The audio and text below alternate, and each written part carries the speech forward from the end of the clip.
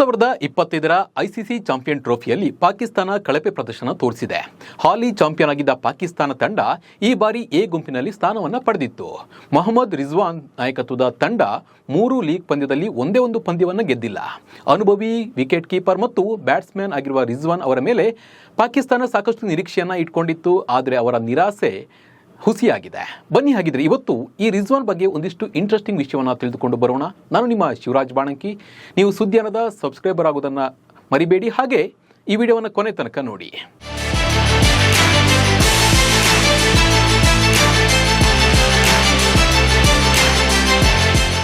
Champion ಟ್ರೋಫಿಯಲ್ಲಿ Pakistan ತಂಡವು ಮೊದಲ ಪಂದ್ಯದಲ್ಲಿ ನ್ಯೂಜಿಲೆಂಡ್ ವಿರುದ್ಧ 60 ರನ್ಗಳಿಂದ ಸೋತರೆ, ಎರಡನೇ ಪಂದ್ಯದಲ್ಲಿ ಭಾರತ ತಂಡವು ಪಾಕಿಸ್ತಾನವನ್ನು ಹೀನಾಯವಾಗಿ ಸೋಲಿಸಿತ್ತು.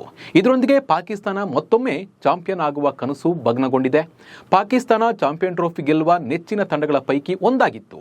ಅಪಾಯಕಾರಿ ಬೌಲರ್ಗಳನ್ನು ಹೊಂದಿದ್ದ ಪಾಕಿಸ್ತಾನ ತಂಡ ಬಲಿಷ್ಠವಾಗಿತ್ತು. ಆದರೂ ಪಾಕಿಸ್ತಾನ ತಂಡ ಸತತ 2 ಸೋಲುಗಳ ಜೊತೆಗೆ ಬಾಂಗ್ಲಾ ವಿರುದ್ಧ ಆ ಪಂದ್ಯ ಕೂಡ ನಡೆದಿಲ್ಲ. ಇದರಿಂದ ಟೂರ್ನಿಯಿಂದ ಹೊರಗುಳಿದಿದೆ. ಇದಕ್ಕೆ ಸರಿಯಾದ ನಾಯಕತ್ವ ಇಲ್ಲದೇ ಇರುವುದು ಕೂಡ ಒಂದು ಕಾರಣವಾಗಿದೆ. ಪಾಕ್ ಸೋಲಿಗೆ ರಿಜ್ವಾನ್ ನಿಧಾನಗತಿ ಬ್ಯಾಟಿಂಗ್ ಕಾರಣ.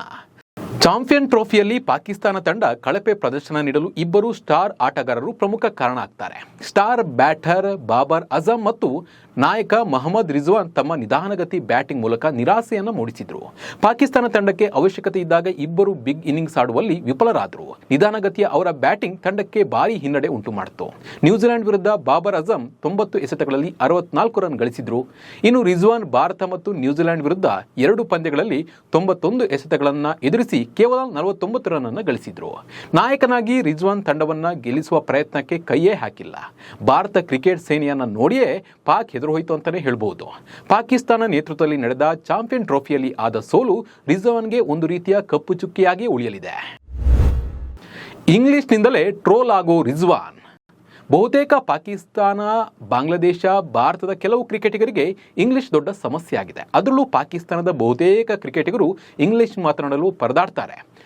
ಆದರೆ ವಿದೇಶಗಳಿಗೆ ಹೋದಾಗ ಪತ್ರಿಕಾಗೋಷ್ಠಿಗಳಲ್ಲಿ ಪಂದ್ಯದ ನಂತರ ಕಾರ್ಯಕ್ರಮದಲ್ಲಿ ನಿರೂಪಕರು ಇಂಗ್ಲಿಷ್ನಲ್ಲಿ ಪ್ರಶ್ನೆ ಕೇಳಿದಾಗ ಉತ್ತರಿಸಬೇಕಾಗುತ್ತೆ. ಅದರಲ್ಲೂ ಪಾಕ್ ನಾಯಕ ಮೊಹಮ್ಮದ್ ರಿಜ್ವಾನ್ ಇಂಗ್ಲಿಷ್ನಿಂದಲೇ ಸಾಕಷ್ಟು ಸಂಕಷ್ಟ ಅನುಭವಿಸುವಂತೆ ಆಗುತ್ತೆ.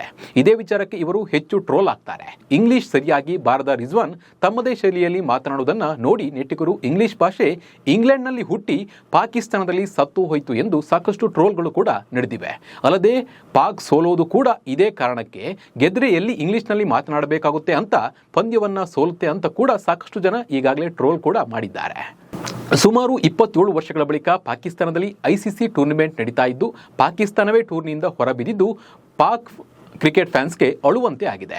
ತಂಡವನ್ನು ನಿಭಾಯಿಸುವಲ್ಲಿ ರಿಜ್ವಾನ್ ಎಲ್ಲೋ ಒಂದ್ ಕಡೆ ಸೋತ್ ಹೋದ್ರು ಅಂತ ಫ್ಯಾನ್ಸ್ ಕೂಡ ಹೇಳ್ತಾ ಇದ್ದಾರೆ. ವೈಯಕ್ತಿಕವಾಗಿ ಎಷ್ಟೇ ಸಾಧನೆ ಮಾಡಿದ್ರು ಕೂಡ ತಂಡವನ್ನ ಗೆಲ್ಲಿಸುವಲ್ಲಿ ರಿಜ್ವಾನ್ ಫೇಲ್ಯೂರ್ ಆಗಿದ್ದಾರೆ. ಇನ್ನು 33 ವರ್ಷದ ಮೊಹಮ್ಮದ್ ರಿಜ್ವಾನ್ ಟೆಸ್ಟ್ಗಳಲ್ಲಿ 2273 ರನ್ ಗಳಿಸಿದ್ದಾರೆ. ಹಾಗೆ 88 ODI ಪಂದ್ಯದಿಂದ 2572 ರನ್ ಗಳಿಸಿದ್ರೆ, 106 T20 ಪಂದ್ಯದಿಂದ 3414 ರನ್ ಗಳಿಸಿದ್ದಾರೆ. ಒಟ್ನಲ್ಲಿ ಚಾಂಪಿಯನ್ ಟ್ರೋಫಿ ಆಯೋಜನೆ ಮಾಡಿ ಮಾನ ಕಳೆದುಕೊಂಡ ಪಾಕ್ ಇನ್ನಾದರೂ ಮಾನ ಉಳಿಸಿಕೊಳ್ಳುವಂತೆ ಕ್ರಿಕೆಟ್ ಆಡಬೇಕಾಗಿದೆ. ಈ ಬಗ್ಗೆ ನಿಮ್ಮ ಅನಿಸಿಕೆ ಮತ್ತು ಅಭಿಪ್ರಾಯವನ್ನು ಕಮೆಂಟ್ ಮೂಲಕ ತಿಳಿಸಿ. ನಮಸ್ಕಾರ.